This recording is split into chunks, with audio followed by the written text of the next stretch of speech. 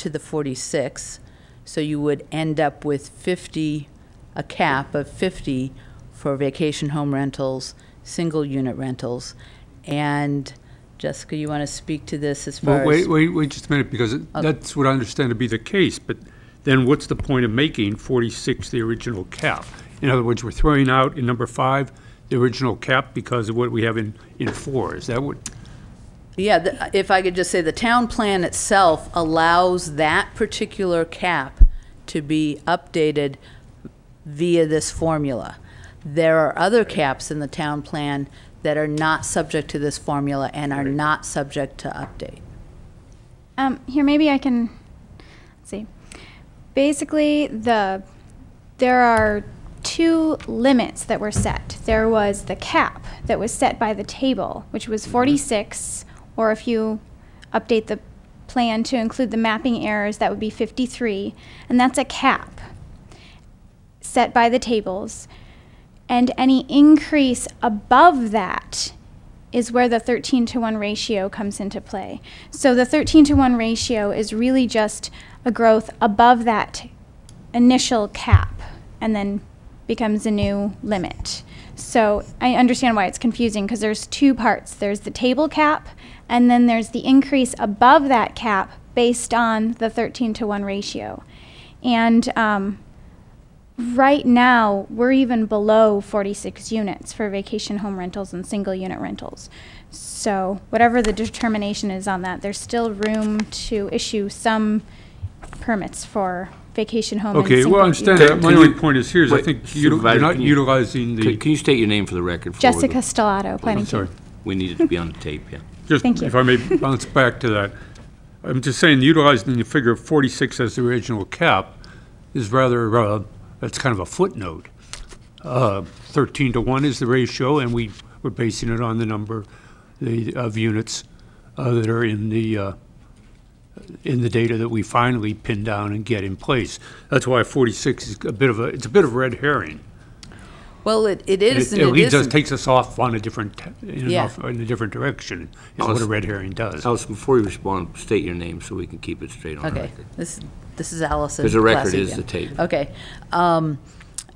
The difference between the 46 and the 53 is if you somehow amended that original cap to 53, then those additional 4 units would be added on to 53, yielding a new total number of 57.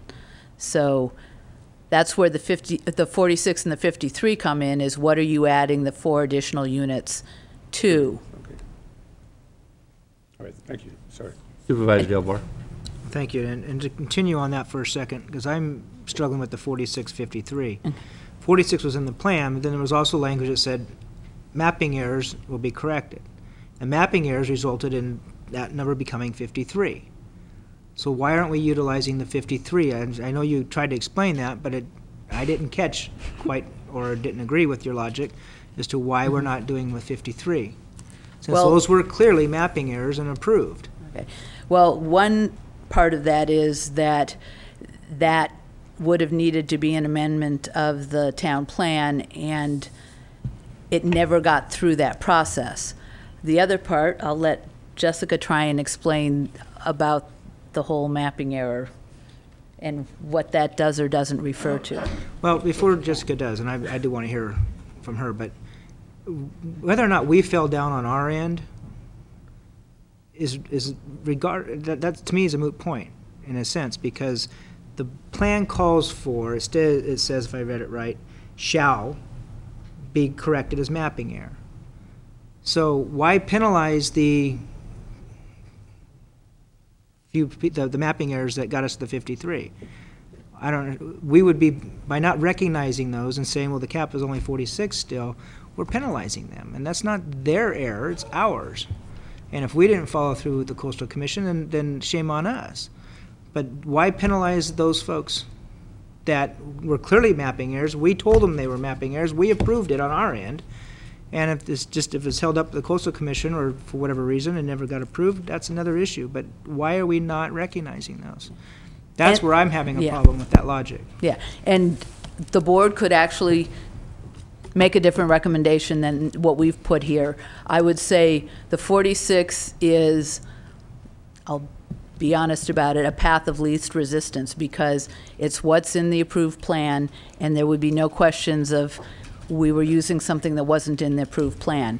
The board could certainly direct that we go ahead and do that as an amendment, follow that through, or, I mean, there are a number of things you could direct, but the mapping error stuff is not quite as clear. That with the 13-to-1 ratio, it's pretty clear in the write-up that that adds on top of the cap and does not require any further amendment of the town plan. The mapping error, it's less clear that that's an automatic change that doesn't require amending the town plan. So if, Yeah, that's kind of how I was feeling. Jessica, state your name. Yeah, please. sorry, Jessica Stellato.